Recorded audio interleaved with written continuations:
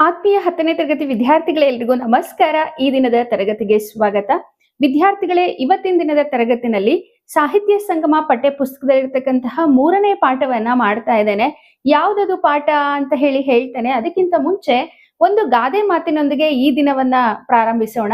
ಮಕ್ಕಳೇ, ಒಂದು ಗಾದೆಯನ್ನ ಸಾಮಾನ್ಯವಾಗಿ ಎಲ್ಲರೂ ಕೂಡ ಕೇಳಿರ್ತೀರಾ.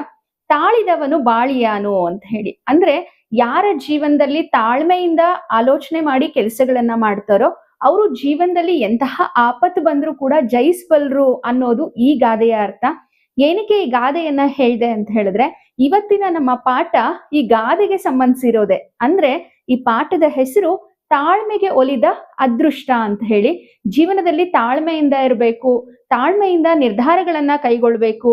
ಆಗ ಜೀವನದಲ್ಲಿ ಯಾವುದೇ ರೀತಿಯ ಕೆಟ್ಟ ಸನ್ನಿವೇಶಗಳು ಬರೋದಿಲ್ಲ ಅನ್ನೋದು ಈ ಒಂದು ಪಾಠದ ನೀತಿಯಾಗಿದೆ. ಬನ್ನಿ ಹಾಗಿದ್ರೆ ತಡ ಮಾಡದೆ ಪಾಠದಲ್ಲಿ ಏನ್ ಹೇಳಿದ್ದಾರೆ ಅಂತ ಹೇಳಿ ನೋಡೋಣ. ಹಾಗೆ ಮುದ್ದಾದ ಜೋಡಿ ಪಾರಿವಾಳಗಳ ಕತೆ ಇದಾಗಿದೆ. ತುಂಬಾನೇ ಅದ್ಭುತವಾದಂತಹ ಕತೆ ಇದು ಅಂತಾನೆ ಹೇಳ್ಬೋದು. ತಡ ಮಾಡೋದ್ ಬೇಡ, ಪಾಠ ಪ್ರಾರಂಭ ಮಾಡೋಣ. ವಿದ್ಯಾರ್ಥಿಗಳೇ, ಎಲ್ಲರೂ ಕೂಡ ನಿಮ್ಮ ಪಠ್ಯ ಪುಸ್ತಕವನ್ನ ತೆರೆಯಿರಿ. ತಾಳ್ಮೆಗೆ ಒಲಿದ ಅದೃಷ್ಟ. ನಾರಾಯಣಿ ದಾಮೋದರ್ ಅನ್ನೋರು ಈ ಒಂದು ಪಾಠವನ್ನ ರಚನೆ ಮಾಡಿದ್ದಾರೆ. ನಾರಾಯಣಿ ದಾಮೋದರ್ ಇವರು 1ನೇ ತಾರೀಕು 7ನೇ ತಿಂಗಳು 1955ನೇ ಇಸ್ವಿನಲ್ಲಿ ಉಡುಪಿ ಜಿಲ್ಲೆಯ ಐರೋಡಿ ಎನ್ನುವ ಒಂದು ಊರಿನಲ್ಲಿ ಜನಿಸಿದ್ರು. 38 ವರ್ಷಗಳ ಕಾಲ ಇವರು ಮಂಗಳೂರಿನ ಆಕಾಶವಾಣಿಯಲ್ಲಿ ಹಿರಿಯ ಉದ್ಘೋಷಕಿಯಾಗಿದ್ದರು. ಉದ್ಘೋಷಕಿ ಅಂತ ಹೇಳಿದ್ರೆ ಕಾರ್ಯಕ್ರಮವನ್ನ ನಡೆಸಿಕೊಡ್ತಕ್ಕಂಥವರಿಗೆ ಉದ್ಘೋಷಕಿ ಅಂತ ಹೇಳಿ ಕರೀತಾರೆ. ಸುಮಾರು 38 ವರ್ಷಗಳ ಕಾಲ ಮಂಗಳೂರಿನ ಆಕಾಶವಾಣಿ ಅಂದ್ರೆ ರೇಡಿಯೋ ಸ್ಟೇಷನ್ ಇದೆಯಲ್ವಾ, ಅಲ್ಲಿ ಉದ್ಘೋಷಕಿಯಾಗಿ ಇವರು ಕೆಲಸವನ್ನ ಮಾಡ್ತಾ ಇದ್ರು. ಸಂಗೀತ, ನಾಟಕ, ರೂಪಕ, ಸಂದರ್ಶನ ಮುಂತಾದ ಎಲ್ಲಾ ಬಗೆಯ ಕಾರ್ಯಕ್ರಮಗಳನ್ನ ಇವರು ಸಂಯೋಜನೆ ಮಾಡಿದ್ದಾರೆ. ಸ್ವತಃ ಇವರೇ ಕಾರ್ಯಕ್ರಮದಲ್ಲಿ ಭಾಗವಹಿಸಿದ್ದಾರೆ. ಈ ರೀತಿ ಆಕಾಶವಾಣಿಯಲ್ಲಿ ದೀರ್ಘವಾದಂತಹ ಅನುಭವವನ್ನ ಇವರು ಹೊಂದಿದ್ದಾರೆ.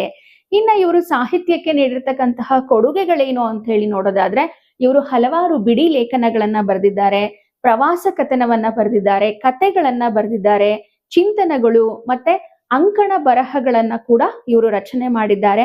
ಹಾಗೆ ರಾಜ್ಯದ ಹಲವಾರು ಪತ್ರಿಕೆಯಲ್ಲಿ ಇವರ ಕಾಲಮ್ಸ್ಗಳು ಪ್ರಕಟ ಆಗಿದೆ, ಅಂಕಣ ಬರಹಗಳು ಪ್ರಕಟ ಆಗಿದೆ. ಹಾಗೆ ಪುರಾಣ, ಭಾಗವತ, ಉಪನಿಷತ್ತು ಮುಂತಾದ ಆಕರಗಳಲ್ಲಿ ಅಡಗಿರ್ತಕ್ಕಂತಹ ಭಾರತೀಯ ಸಂಸ್ಕೃತಿಯ ಉದಾತ್ತ ಅಂಶಗಳನ್ನ ಮಕ್ಕಳ ಮನಸ್ಸಿನಲ್ಲಿ ತುಂಬತಕ್ಕಂತಹ ಉದ್ದೇಶದಿಂದ ಬೆಳಕು ಕಂಡ ಒಂದಾನೊಂದು ಕಾಲದಲ್ಲಿ ಮತ್ತು ಬೆಳಕು ನೀಡುವ ಕಥೆಗಳು ಅನ್ನೋ ಒಂದು ಪುಸ್ತಕವನ್ನ ರಚನೆ ಮಾಡಿದ್ದಾರೆ. ಈಗಾಗಲೇ ಎಲ್ಲರೂ ಕೂಡ ಆ ಪುಸ್ತಕಕ್ಕೆ ಮನಸೋತಿದ್ದಾರೆ. ಮಕ್ಕಳಿಗೆ ಉಪಯೋಗ ಆಗ್ಲಿ ಅನ್ನೋ ಉದ್ದೇಶದಿಂದ ಈ ಪುಸ್ತಕವನ್ನ ಬರೆದಿದ್ದಾರೆ. ಹಾಗೇನೆ ಹರಿಕತೆ ಮಾಡ್ತಕ್ಕಂಥದ್ದು, ನಾಟಕ, ಭಕ್ತಿ, ಭಾವಗೀತೆಗಳು ಇವು ಇವರ ಇನ್ನಿತರ ಹವ್ಯಾಸಗಳು ಅಂತ ಹೇಳಿ ಹೇಳ್ಬೋದು. ತಾಳ್ಮೆಗೆ ಒಲಿದ ಅದೃಷ್ಟ, ನಾನು ಹೇಳಿದೆ ಜೋಡಿ ಪಾರಿವಾಳಗಳ ಕತೆ ಇದು ಅಂತ ಹೇಳಿ. ನೋಡೋಣ ಏನಿದೆ ಈ ಕಥೆನಲ್ಲಿ ಅಂತ ಹೇಳಿ. ಒಂದಾನೊಂದು ಕಾಲದಲ್ಲಿ ಒಂದು ಮರದ ಮೇಲೆ 2 ಪಾರಿವಾಳಗಳು ಗೂಡು ಕಟ್ಟಿಕೊಂಡು ಅನ್ಯೋನ್ಯವಾಗಿದ್ದವು. ನೋಡಿ, ಒಂದು ದಟ್ಟವಾದ ಕಾಡು. ಆ ಕಾಡಿನ ಒಂದು ಮರದಲ್ಲಿ 2 ಜೋಡಿ ಪಾರಿವಾಳಗಳು ಗೂಡನ್ನ ಕಟ್ಕೊಂಡು ಸಂತೋಷವಾಗಿ ಪ್ರೀತಿಯಿಂದ ಅನ್ಯೋನ್ಯವಾಗಿ ಜೀವನವನ್ನ ಮಾಡ್ತಾ ಇದ್ವು. ಮುಂಜಾನೆ ಎದ್ದು ಗೂಡು ಬಿಟ್ಟು ಹಾರುತ್ತಾ ಅಲ್ಲಿ ಇಲ್ಲಿ ಆಹಾರ ಸಂಪಾದಿಸಿಕೊಂಡು ಸಂಜೆಯಾಗುತ್ತಲೇ ಜೊತೆಯಾಗಿ ಗೂಡು ಸೇರುತ್ತಿದ್ದವು.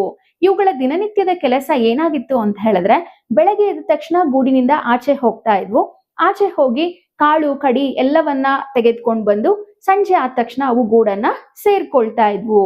ಜೋಡಿ ಪಾರಿವಾಳಗಳು ಹೀಗೆ ಯಾರ ತಂಟೆಗೂ ಹೋಗದೆ ತಮ್ಮಷ್ಟಿಗೆ ತಾವು ಸುಖದಿಂದ ಜೀವನವನ್ನ ನಡೆಸ್ತಾ ಇದ್ವು. ಒಂದು ದಿನ ಏನಾಯ್ತು, ಒಂದು ದಿನ ಮುಂಜಾನೆ ಹೆಣ್ಣು ಪಾರಿವಾಳವು ಗೂಡಿನಿಂದ ಹೊರಗೆ ಇಣುಕಿ ನೋಡುತ್ತಿತ್ತು. ಪಾರಿವಾಳಗಳ ದಿನನಿತ್ಯದ ಕೆಲಸ ಇದೇ ಆಗಿತ್ತು.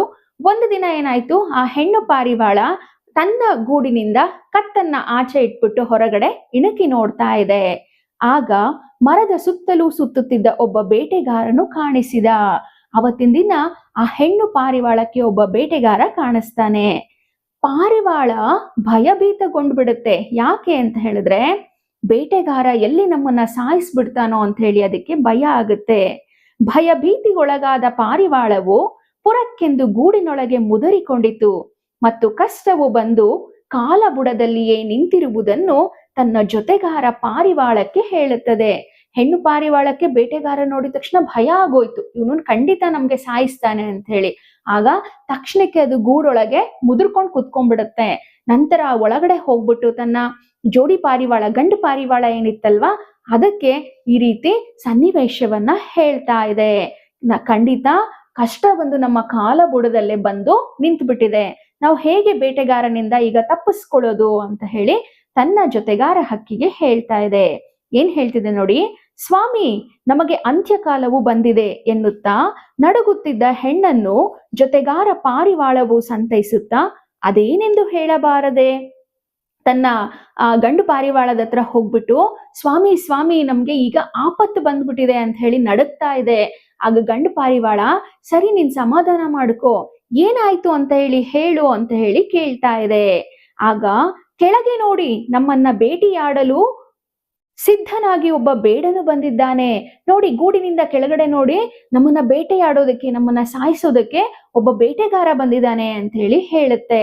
ಅಷ್ಟೇ ಅಲ್ಲ, ಬೇಟೆಗಾರ ನಮ್ಮ ಗೂಡಿನ ಹತ್ರನೇ ಗುರಿ ಇಟ್ಟಿದ್ದಾನೆ ಅಂತ ಹೇಳಿ ಹೆಣ್ಣು ಪಾರಿವಾಳ ಹೇಳಿ ಬಿಕ್ಕಿ ಬಿಕ್ಕಿ ಅಳೋದಕ್ಕೆ ಶುರು ಮಾಡ್ಬಿಡುತ್ತೆ. ಆಗ ಗಂಡು ಪಾರಿವಾಳ ಏನ್ ಹೇಳುತ್ತೆ, ಅದಕ್ಕೇನಂತೆ, ಇಲ್ಲೇ ಹೆದರುತ್ತಾ ಕುಳಿತರೆ ಸಾಯುವುದು ನಿಶ್ಚಯ. ಆಚೆ ಕಡೆ ಬೇಟೆಗಾರ ಇದ್ದಾನೆ ಅಂತ ಹೇಳಿ ನಾವೇನಾದ್ರೂ ಇಲ್ಲೇ ಮುದುರ್ಕೊಂಡು ಹೆದರ್ಕೊಂಡು ಕೂತ್ಕೊಂಡ್ಬಿಟ್ರೆ ನಮ್ಗೆ ತಿನ್ನೋದಕ್ಕಿರಲ್ಲ, ಏನೂ ಇಲ್ಲ, ನಾವು ಇಲ್ಲೇನೆ ಸತ್ ಹೋಗ್ಬೇಕಾಗತ್ತೆ ಅಂತ ಹೇಳಿ, ಬಾ ನಾವು ತಡ ಮಾಡೋದ್ ಬೇಡ, ಈಗಿಂದೀಗ್ಲೇ ಈ ಗೂಡನ್ನ ಬಿಟ್ಟು ಆಚೆ ಹಾರು ಹೋಗ್ಬಿಡೋಣ ಎಲ್ಲಾದ್ರೂ ಅಂತ ಹೇಳಿ ಗಂಡು ಪಾರಿವಾಳ ಹೇಳುತ್ತೆ. ಆಗ ಹೆಣ್ಣು ಪಾರಿವಾಳ ಏನ್ ಹೇಳುತ್ತೆ ಗೊತ್ತಾ, ಅದು ಆಗದು ಸ್ವಾಮಿ, ಇಲ್ಲ ಖಂಡಿತ ನಾವು ಹಾರಿ ಹೋಗೋದಕ್ಕೆ ಆಗಲ್ಲ ಅಂತ ಹೇಳಿ ಹೇಳುತ್ತೆ. ಆಗ ಗಂಡು ಪಾರಿವಾಳ ಕೇಳುತ್ತೆ, ಏನಕ್ಕಾಗಲ್ಲ, ಅದೇಕೆ ಆಗುವುದಿಲ್ಲ ಅಂತ ಹೇಳಿ ಕೇಳುತ್ತೆ. ಆಗ ಹೆಣ್ಣು ಪಾರಿವಾಳ ಹೇಳುತ್ತೆ ನೋಡಿ, ಮೇಲಕ್ಕೆ ಹಾರಿ ಹೋಗುವ ಎಂದರೆ ಮರದ ಮೇಲೆ ಗಿಡುಗವೊಂದು ಕಾಯುತ್ತಾ ಸುತ್ತುತ್ತಿದೆ, ಮಂಡಲಾಕಾರದಲ್ಲಿ ತಿರುಗುತ್ತಾ ಹಾರಿ ಹೋಗುವ ನಮ್ಮನ್ನ ಕಚ್ಚಿ ತಿನ್ನಲು ಹೊಂಚು ಹಾಕುತ್ತದೆ. ಅತ್ತದರಿ ಇತ್ತ ಪುಲಿ, ಏನು ಮಾಡಲಿ ಎಂದಾಗ ಗಂಡು ಪಾರಿವಾಳವು ಗಡಗಡ ನಡುಗಿತು. ಬಾ ಇಲ್ಲಿಂದ ಹಾರಿ ಹೋಗೋಣ ಬೇಗ ಅಂತ ಹೇಳಿ ಗಂಡು ಪಾರಿವಾಳ ಹೇಳುತ್ತೆ. ಆಗ ಹೆಣ್ಣು ಪಾರಿವಾಳ, ಸ್ವಾಮಿ ಇದು ಸಾಧ್ಯ ಇಲ್ಲ, ಏಕೆ ಅಂತ ಹೇಳಿದ್ರೆ ನಾವು ಪುರ್ರ ಅಂತ ಹೇಳಿ ಮೇಲೆ ಹಾರಿ ಹೋದ್ರೆ ಗೂಡಿನ ಮೇಲೇನೆ ಒಂದು ಹದ್ದು, ಒಂದು ಗಿಡುಗ ವೃತ್ತಾಕಾರದಲ್ಲಿ ತಿರುಗುತ್ತಾ ನಾವು ಬರೋದನ್ನೇ ಹೊಂಚು ಹಾಕ್ತಾ ಇದೆ. ನಾವೇನಾದ್ರೂ ಪುರ್ ಅಂತ ಹಾರಿ ಮೇಲೆ ಹೋಗ್ಬಿಟ್ರೆ ಅದು ನಮ್ಮನ್ನ ತಿಂದು ಹಾಕ್ಬಿಡುತ್ತೆ. ಒಂದು ಕಡೆ ಬೇಟೆಗಾರನ ಭಯ, ಇನ್ನೊಂದು ಕಡೆ ಆ ಗಿಡುಗನ ಭಯ, ಏನ್ ಮಾಡ್ಬೇಕು ಅಂತ ಗೊತ್ತಾಗ್ತಾ ಇಲ್ಲ. ಅದಕ್ಕೆ ಇಲ್ಲಿ ಸಂಸ್ಕೃತದ ಒಂದು ಗಾದೆ ಮಾತನ್ನ ಹೇಳ್ತಾ ಇದೆ ನೋಡಿ, ಅತ್ತದರಿ ಇತ್ತ ಪುಲಿ ಅಂದ್ರೆ ಇದ್ರ ಅರ್ಥ ಏನು ಅಂದ್ರೆ, ಆ ಕಡೆ ಹೋದ್ರೆ ಬಾವಿ ಇದೆ, ಈ ಕಡೆ ಬಂದ್ರೆ ಹುಲಿ ಇದೆ ಅನ್ನೋ ಅರ್ಥ. ಅಂದ್ರೆ ಅದ್ರ ಅರ್ಥ ಏನು ಅಂದ್ರೆ, ಮುಂದೆ ಹೋದ್ರೂ ಕೂಡ ಅಪಾಯ ಇದೆ, ಹಿಂದೆ ಸರಿದ್ರು ಕೂಡ ಅಪಾಯ ಇದೆ, ಎಲ್ಲೂ ಹೋಗೋದ್ ಬೇಡ, ಗೂಡಲ್ಲೇ ಇರೋಣ ಅಂತ ಹೇಳಿದ್ರೆ ಬೇಟೆಗಾರನ ಬಾಣ ಬಂದು ಯಾವಾಗ ಬೇಕಾದ್ರೂ ತಗಲ್ಬೋದು. ಗೂಡು ಬಿಟ್ಟು ಹಾರಿ ಮೇಲ್ ಹೋಗೋಣ ಅಂತ ಹೇಳಿದ್ರೆ ಗಿಡುಗ ಇದೆ, ಏನ್ ಮಾಡ್ಬೇಕು ಅಂತ ಗೊತ್ತಾಗ್ತಿಲ್ಲ ಅಂತ ಹೆಣ್ಣು ಪಕ್ಷಿ ಹೇಳಿದ ತಕ್ಷಣ ಗಂಡು ಪಕ್ಷಿಗೂ ಕೂಡ ಭಯ ಆಯ್ತು. ಅದು ಕೂಡ ಭಯದಿಂದ ನಡ್ಗೋದಕ್ಕೆ ಪ್ರಾರಂಭ ಮಾಡ್ತು. ಕೆಳಗೆ ಬೇಟೆಗಾರ, ಮೇಲೆ ಗಿಡುಗ, ತಮ್ಮ ಜೀವನಕ್ಕೆ ಎದುರಾದ ಆಪತ್ತಿನ ಅರಿವಾದ ಜೋಡಿ ಪಾರಿವಾಳಗಳು ಒಂದಕ್ಕೊಂದು ಅಂಟಿಕೊಂಡು ಅಲ್ಲೇ ಮುದುರಿ ಕೂತವು. ಏನ್ ಮಾಡೋದು, ನಮ್ ಜೀವನ ಹೀಗಾಗ್ಬಿಡ್ತಲ್ಲ, ಒಂದು ಕಡೆ ಬೇಟೆಗಾರ, ಮತ್ತೊಂದು ಕಡೆ ಗಿಡುಗ, ಇವತ್ತು ನಮ್ಮ ಅಂತ್ಯ ಖಂಡಿತ ಆಗೇ ಆಗುತ್ತೆ ಅಂತ ಹೇಳಿ ಎರಡೂ ಪಾರಿವಾಳಗಳು ಹೆದರ್ಕೊಂಡು ತಪ್ಕೊಂಡು ಮುದುರ್ಕೊಂಡು ಕೂತ್ಕೊಂಡ್ಬಿಟ್ಟಿದೆ. ಉಭಯ ಸಂಕಟ, ಏನ್ ಮಾಡ್ಬೇಕು ಅಂತಾನೆ ಗೊತ್ತಾಗ್ತಿಲ್ಲ, ಅಲ್ಲಿ ಹೋದ್ರು ತೊಂದ್ರೆ, ಇಲ್ಲಿ ಹೋದ್ರು ತೊಂದ್ರೆ, ಎಂತಹ ಆಪತ್ತಿನಲ್ಲಿ ನಾವು ಸಿಕ್ಕಾಕೊಂಡ್ಬಿಟ್ಟಿದೀವಿ. ಅಡಕತ್ತರಿಯಲ್ಲಿ ಸಿಕ್ಕಿದಂತೆ ತಳಮಳಿಸಿದವು. ಅಡಕತ್ತರಿ ಅಂದ್ರೆ ಅಡಿಕೆ ಬೆಟ್ಟೆ ಇರುತ್ತಲ್ವಾ, ಅಡಿಕೆಯನ್ನ ಕಟ್ ಮಾಡೋದಕ್ಕೆ ಅಂತ ಹೇಳಿ ಉಪಯೋಗಿಸೋ ಸಾಧನ, ಆ ರೀತಿ ನಾವು ಸಿಕ್ಕಾಕೊಂಡ್ಬಿಟ್ಟಿದೀವಲ್ಲ ಅಂತ ಹೇಳಿ ಒದ್ದಾಡ್ತಾ ಇದಾವೆ. ತಾಳ್ಮೆಯಿಂದ ಜೀವವನ್ನ ಹಿಡ್ಕೊಂಡು ಕೂತ್ಕೊಂಡ್ವು. ಬಹುಶಃ ಅವುಗಳ ಆಂತರ್ಯದ ಕರೆ ದೇವರಿಗೆ ಮುಟ್ಟಿತ ಏನೋ, ಅಷ್ಟರಲ್ಲೇ ಬಾಣ ಪ್ರಯೋಗದ ಜೈ ಎಂಬ ಸದ್ದಿನೊಂದಿಗೆ ಕೇಳಿ ಬಂತು ಚೀತ್ಕಾರ. ಪಾಪ ಇವುಗಳು ದೇವ್ರ ಹತ್ರ ಬೇಡ್ಕೊಂತಿದ್ವೋ ಏನೋ, ಇವುಗಳ ಮೊರೆ ದೇವ್ರಿಗೆ ಕೇಳಿಸ್ತಾ ಏನೋ, ಅಷ್ಟೊತ್ತಿಗೆ ಒಂದು ಬಾಣವನ್ನ ಬಿಟ್ಟಂತಹ ಶಬ್ದ ಕೇಳುತ್ತೆ, ಜೈಂಕಾರದಿಂದ ಒಂದು ಬಾಣ ಹೊರಡುತ್ತೆ. ಅದೇ ಸಮಯಕ್ಕೆ ಸರಿಯಾಗಿ ಯಾರೋ ಒಬ್ರು ಕಿರಿಚಿದ ಶಬ್ದ ಕೂಡ ಕೇಳಿಸುತ್ತೆ. ಆಮೇಲೆ ತುಂಬಾ ಹೊತ್ತು ಕಳಿಯುತ್ತೆ, ಸದ್ದು ಇಲ್ಲ, ಸುದ್ದಿನೂ ಇಲ್ಲ. ಆಗ ಗಂಡು ಪಾರಿವಾಳ ಗೂಡಿನ ಎಡೆಯಿಂದ ಇಷ್ಟು ಇಣುಕಿ ನೋಡುತ್ತದೆ. ಏನಿದು, ಇಷ್ಟೊತ್ತಾದ್ರೂ ಕೂಡ ಬೇಟೆಗಾರನ ಬಾಣ ಬರ್ಲೇ ಇಲ್ವಲ್ಲ, ಏನಾಯ್ತು, ಯಾರೋ ಕಿರ್ಚಿ ಶಬ್ದ ಬೇರೆ ಕೇಳಿಸ್ತಲ್ಲ ಅಂತ ಹೇಳಿ ಆ ಗಂಡು ಪಾರಿವಾಳ ಗೂಡಿನಿಂದ ಸ್ವಲ್ಪ ಆಚೆ ಬಂದು ನೋಡುತ್ತೆ. ಕೆಳಗೆ ನೋಡಿದ್ರೆ ಬೇಟೆಗಾರ ನೆಲದ ಮೇಲೆ ಬಿದ್ದು ಹೊರಳಾಡುತ್ತಿದ್ದಾನೆ. ಅವನ ಹತ್ತಿರದಲ್ಲೇ ಹಾವು ಸರಿದು ಹೋಗುತ್ತಿದೆ. ಅಲ್ಲೇ ಆಚೆಗೆ ಗಿಡುಗವೂ ಕೂಡ ಸತ್ತು ಬಿದ್ದಿದೆ. ಏಕಕಾಲದಲ್ಲಿ ಬೇಡ ಮತ್ತು ಗಿಡುಗವು ಅಂತ್ಯ ಕಂಡಿದೆ. ಈಗ ಜೀವ ಕಂಟಕದಿಂದ ಪಾರಾದ ಪಾರಿವಾಳಗಳಿಗೆ ಆಶ್ಚರ್ಯ, ಸಂತೋಷ, ಜೀವ ಭಯ ಹಾರಿ ಹೋಯಿತು. ಗಂಡು ಪಾರಿವಾಳ ಗೂಡಿನಿಂದ ಆಚೆ ಇಣಕ್ ನೋಡಿದ್ರೆ ಏನಾಗಿದೆ ಅಲ್ಲಿ ಅಂತ ಹೇಳಿದ್ರೆ, ಒಂದು ಕಡೆ ಬೇಟೆಗಾರ ಬಿದ್ದು ಒದ್ದಾಡ್ತಾ ಇದ್ದಾನೆ. ಅವನ ಪಕ್ಕಕ್ಕೆ ಒಂದು ಹಾವು ಹರಿದು ಹೋಗ್ತಾ ಇದೆ. ಅದ್ರ ಪಕ್ಕದಲ್ಲೇ ಒಂದು ಗಿಡುಗ ಕೂಡ ಸತ್ತು ಬಿದ್ಬಿಟ್ಟಿದೆ. ಯಾವ ಗಿಡುಗ ಹೇಳಿ, ಇದು ಮೇಲೆ ಹಾರ್ತಾ ಇತ್ತಲ್ವಾ ಆ ಗಿಡುಗ. ಪಾರಿವಾಳದ ಜೀವನಕ್ಕೆ ಸಂಚಕಾರ ತರ್ತಾ ಇದ್ದಂಥವ್ರು ಇವರಿಬ್ರು, ಗಿಡುಗ ಮತ್ತೆ ಬೇಟೆಗಾರ. ಈಗ ನೋಡಿದ್ರೆ ಇಬ್ರು ಕೂಡ ಸತ್ತು ಬಿಟ್ಬಿಟ್ಟಿದ್ದಾರೆ. ಇದನ್ನ ನೋಡಿ ಪಾರಿವಾಳಕ್ಕೆ ಖುಷಿ ಆಗ್ಬಿಡ್ತು, ಸಂತೋಷ ಆಯ್ತು, ಜೀವ ಭಯ ಹೊರಟು ಹೋಯ್ತು. ಪಾರಿವಾಳಗಳು ಎರಡು ಕರಕರ ಸದ್ದು ಮಾಡುತ್ತಾ ಗೂಡಿನಿಂದ ಹೊರಗೆ ಬಂದವು. ಮರದ ಗೆಲ್ಲಿನಿಂದ ಗೆಲ್ಲಿಗೆ ಹಾರುತ್ತಾ ನೋಡಿದವು. ಏನಿದು, ಇದ್ದಕ್ಕಿದ್ದಂತೆ ಇಬ್ರು ಸತ್ ಬಿದ್ಬಿಟ್ಟಿದಾರಲ್ಲ, ಏನಾಯ್ತು ಅಂತ ಹೇಳಿ ಆ ತುದಿಯಿಂದ ಈ ತುದಿ, ಆ ಟೊಂಗೆಯಿಂದ ಈ ಟೊಂಗೆಗೆ ಹಾರಿ ಏನ್ ನಡೆದಿರಬಹುದು ಅಂತ ಹೇಳಿ ನೋಡ್ತಾ ಇದ್ದಾವೆ. ಇದೆಲ್ಲ ಹೇಗಾಯ್ತು, ಏನು ನಡೆಯಿತು ಎಂಬುದು ಪಾರಿವಾಳಗಳಿಗೆ ಗೊತ್ತೇ ಆಗಲಿಲ್ಲ. ಅವುಗಳಿಗೆ ತಿಳಿಯೋ ಅಪೇಕ್ಷೆ ಕೂಡ ಇರ್ಲಿಲ್ಲ, ತಿಳಿಯೋ ಇಚ್ಛೆ ಕೂಡ ಇರ್ಲಿಲ್ಲ. ಯಾಕಂದ್ರೆ ಸದ್ಯ ನಮ್ ಪ್ರಾಣ ಉಳಿತಪ್ಪ, ಏನಾದ್ರೂ ಆಗ್ಲಿ ಅನ್ನೋ ಆ ಯೋಚನೆಯಲ್ಲಿ ಅವು ಇದ್ವು. ಏನೇ ಆಗ್ಲಿ ಕಪೋತ ಪಕ್ಷಿಗಳು ಬೀಸುವ ದೊಣ್ಣೆಯಿಂದ ತಪ್ಪಿಸಿಕೊಂಡವು. ಸಂತಸದಿಂದ ರೆಕ್ಕೆ ಬಿಚ್ಚಿ ಹಾರತೊಡಗಿದವು. ಅದೇನೇ ಘಟನೆ ನಡೆದಿರ್ಲಿ, ಪಾರಿವಾಳಗಳು ಜೀವ ಭಯದಿಂದ ತಮ್ಮನ್ನ ತಾವು ರಕ್ಷಣೆ ಮಾಡ್ಕೊಂಡ್ವು.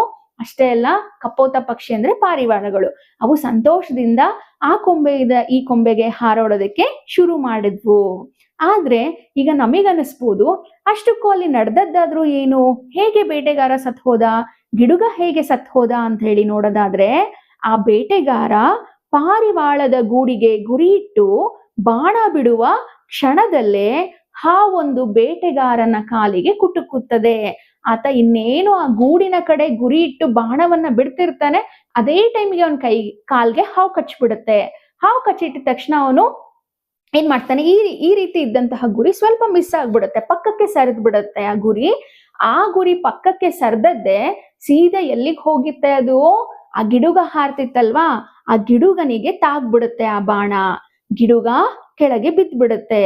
ಅಂತೂ ಕೈಗೆ ಬಂದಂತಹ ತುತ್ತು ಬಾಯಿಗೆ ಬರ್ಲಿಲ್ಲ. ಒಂದು ಬೇಟೆಗಾರನ ಪಾಲಾಗ್ಬೇಕಿತ್ತು, ಇಲ್ಲ ಗಿಡುಗನ ಪಾಲಾಗ್ಬಿತ್ತು.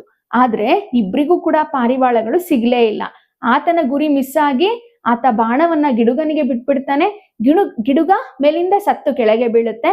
ಆತನಿಗೆ ಹಾವು ಕಚ್ಚಿದ್ರಿಂದ ಆತ ಕೂಡ ಅಲ್ಲೇ ಬಿದ್ದು ಒದ್ದಾಡಕ್ಕೆ ಪ್ರಾರಂಭ ಮಾಡ್ತಾನೆ. ಬೇಟೆಗಾರನಿಗೆ ಹಾವಿನ ವಿಷವೇರ್ಬಿಟ್ಟು ಆತ ಸತ್ತು ಹೋಗ್ಬಿಡ್ತಾನೆ. ಗಿಡುಗವು ಕೂಡ ಬೇಡನ ಬಾಣಕ್ಕೆ ತುತ್ತಾಗಿ ಸತ್ತು ಹೋಗುತ್ತದೆ. ಈ ರೀತಿ ಜೋಡಿ ಪಾರಿವಾಳಗಳು ಬದುಕಿದೆಯಾ ಬಡ ಜೀವವೇ ಎಂದುಕೊಂಡು ತಮ್ಮ ಪುಟ್ಟ ಬದುಕನ್ನ ಚೊಕ್ಕಟವಾಗಿ ಕಳೆದವು. ಆದದ್ದು ಒಂದು, ಅಂದುಕೊಂಡದ್ದು ಒಂದು ಎಂಬಂತೆ ಆಯಿತು. ಪಾರಿವಾಳಗಳು ನೋಡಿ ಹಾರ್ ಹೋಗ್ಬೇಕು ಅಂತ ಉಪಾಯ ಮಾಡ್ತಾ ಇದ್ವು, ಗೂಡಲ್ಲೇ ಔತ್ಕೊಳ್ಳೋಣ ಅಂತೇಳಿ ಉಪಾಯ ಮಾಡ್ತಾ ಇದ್ವು. ಅವು ಅಂದ್ಕೊಂಡಿದ್ದೆ ಒಂದು, ಆದ್ರೆ ಆಗಿದ್ದೆ ಒಂದು. ಲೆಕ್ಕಾಚಾರವೆಲ್ಲವೂ ತಪ್ಪಿ ಹೋಯಿತು. ಸತ್ತೇ ಹೋದೆವು ಎಂದುಕೊಂಡ ಜೋಡಿ ಪಾರಿವಾಳಗಳು ಅದೃಷ್ಟ ಬಲದಿಂದ ಜೀವ ಉಳಿಸಿಕೊಂಡವು. ಇನ್ನೇನು ಒಂದು ಗಿಡುಗನ ಪಾಲಾಗ್ಬೇಕಿತ್ತು, ಇಲ್ಲ ಬೇಟೆಗಾರನ ಪಾಲಾಗ್ಬೇಕಿತ್ತು. ಆದ್ರೆ ಎರಡೂ ಪಾರಿವಾಳಗಳ ಜೀವ ಉಳಿತು. ಭಯದಿಂದ ದುಡುಕಿ ಗೂಡಿನಿಂದ ಹೊರಗೆ ಬಂದಿದ್ದರೆ ಆ ಪಾರಿವಾಳಗಳು ಬದುಕುತ್ತಿದ್ದವೆ. ಅಕಸ್ಮಾತ್ ಏನಾದ್ರೂ ಆ ಪಾರಿವಾಳಗಳು ಹೆದರ್ಕೊಂಡ್ಬಿಟ್ಟು ಗೂಡಿಂದ ಆಚೆ ಬಂದಿದ್ರೆ ಬದುಕ್ತಾ ಇತ್ತ? ಅದು ಖಂಡಿತ ಬದುಕ್ತಿರ್ಲಿಲ್ಲ. ಬೇಟೆಗಾರ ಅವುಗಳಿಗೆ ಬಾಣವನ್ನ ಹೊಡೆದ್ ಬಿಡ್ತಿದ್ದ, ಇಲ್ಲ ಅಂತಂದ್ರೆ ಗಿಡುಗ ಅದನ್ನ ಕಚ್ಚಿ ತಿಂದ್ಬಿಡ್ತಿತ್ತು. ಸೊ ಅವರು ಕಷ್ಟ ಬಂದಾಗ ಏನ್ ಮಾಡಿದ್ರು, ಪಾರಿವಾಳಗಳು ತಟಸ್ಥ ನೀತಿಯನ್ನ ಅನುಸರಿಸಿದ್ರು, ಏನೂ ಮಾಡಕ್ ಹೋಗ್ಲಿಲ್ಲ. ಆ ರೀತಿ ತಟಸ್ಥ ನೀತಿಯಲ್ಲಿ ಇದ್ದಾಗ ಅವ್ರಿಗೆ ಬಂದಂತಹ ಅಪಾಯ ಸುಲಭವಾಗಿ ಬಗೆಹರಿತು.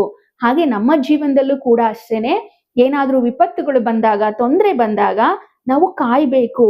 ಚಿಪ್ಪಿನೊಳಗೆ ತೂರಿಕೊಂಡು ಕೆಲ ಕಾಲ ಅದೃಶ್ಯವಾಗಬೇಕು. ಸಮಸ್ಯೆ ಬಂದಿದೆ ಅಂದ ತಕ್ಷಣ ಏನ್ ಮಾಡ್ಲಿ ಅಂತ ಹೇಳಿ ಯೋಚನೆ ಮಾಡಬಾರ್ದು. ಅದ್ರ ಬದಲು ಸ್ವಲ್ಪ ಹೊತ್ತು ತಟಸ್ಥವಾಗಿ ಇದ್ದು ಬಿಡ್ಬೇಕು. ತಾಳ್ಮೆಯು ಧೈರ್ಯದ ಸಹಚರನಾದರೆ ವಿಪತ್ತು ಸಹ್ಯವಾಗುತ್ತದೆ. ನಾವ್ ಯಾವಾಗ ತಾಳ್ಮೆಯಿಂದ ಇರ್ತೀವೋ ಅವಾಗ ಎಂತಹ ಕಷ್ಟ ಬಂದ್ರೂ ಕೂಡ ನಮ್ಮಲ್ಲಿ ಧೈರ್ಯ ಬರುತ್ತೆ. ಆಗ ಯಾವುದೇ ತೊಂದರೆ ಆಗೋದಿಲ್ಲ ಅಂತೇಳಿ ಹೇಳುತ್ತೆ ಈ ಒಂದು ಮಾತು. ನಮ್ಮಲ್ಲಿರ್ತಕ್ಕಂತಹ ತಾಳ್ಮೆ ಧೈರ್ಯಕ್ಕೆ ಜೊತೆಗಾರನಾಗುತ್ತದೆ. ಆಗ ನಮ್ಗೆ ಎಂತಹ ದೊಡ್ಡ ಆಪತ್ತು ಬಂದ್ರೂ ಕೂಡ ನಾವು ಅದನ್ನ ತಡ್ಕೊಳ್ಳೋದಕ್ಕೆ ಸಾಧ್ಯ ಆಗುತ್ತೆ. ಅದ್ರ ಜೊತೆ ಸಹನೆಯು ಧೈರ್ಯದ ಸುಧಾರಿತ ವಿಕಸಿತ ರೂಪ. ಅದ್ರ ಜೊತೆಗೆ ಜೀವನದಲ್ಲಿ ಎಂತಹ ಸಿಚುಯೇಷನ್ ಬಂದ್ರೂ ಕೂಡ ಸಹನೆ ತಾಳ್ಮೆ ಇದ್ರೆ ಅದನ್ನ ಧೈರ್ಯವಾಗಿ ಎದುರಿಸ್ಬೋದು. ಬೇವು ಬಿತ್ತಿ ಮಾವು ಬೆಳೆಯಲು ಹೊರಡಬಾರದು. ತಾಳ್ಮೆಯಿಂದ ಕೆಟ್ಟ ನಿರ್ಧಾರಗಳನ್ನ ತೆಗೆದುಕೊಳ್ಳೋಕ್ ಹೋಗ್ಬಾರ್ದು. ಬೇವಿನ ಮರ ಬಿತ್ತಿದ್ರೆ ಬೇವೇ ಬರುತ್ತೆ, ಮಾವಿನ ಹಣ್ಣೆಲ್ಲಾದ್ರೂ ಬರುತ್ತಾ? ಬರೋದಿಲ್ಲ ಅಲ್ವಾ? ಅದೇ ರೀತಿ ಈ ಲೋಕದಲ್ಲಿ ಮನುಷ್ಯ ವರ್ಗವನ್ನ 4 ವಿಧಗಳಾಗಿ ವಿಂಗಡಿಸಿದ್ದಾರೆ.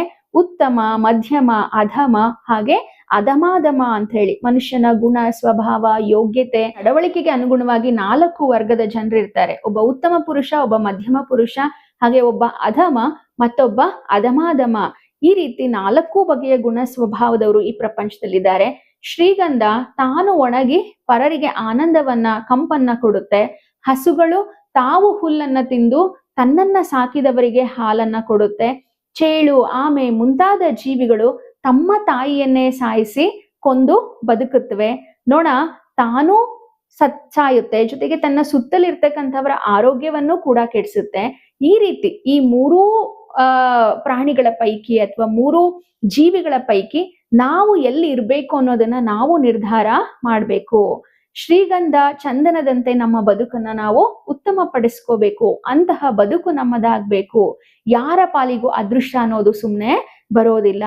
ಅದು ಹಿಂದೆ ಮುಂದೆ ನೋಡುತ್ತೆ. ನಾವು ಒಳ್ಳೆಯವರಾಗಿದ್ರೆ ಖಂಡಿತ ಅದೃಷ್ಟ ನಮ್ಮನ್ನ ಕಾಪಾಡುತ್ತೆ. ಅದೃಷ್ಟದ ಪಾತಳಿಯಲ್ಲಿಯೇ ಅದೃಷ್ಟವು ಕೊನರಬೇಕು ಅಲ್ಲವೇ? ಅಂದ್ರೆ ಎಲ್ಲಿ ಅದೃಷ್ಟ ಇರುತ್ತೋ ಖಂಡಿತ ಅಲ್ಲಿ ಉತ್ತಮವಾದಂತಹ ಅಂಶಗಳು ನಡೆದೇ ನಡೆಯುತ್ತೆ.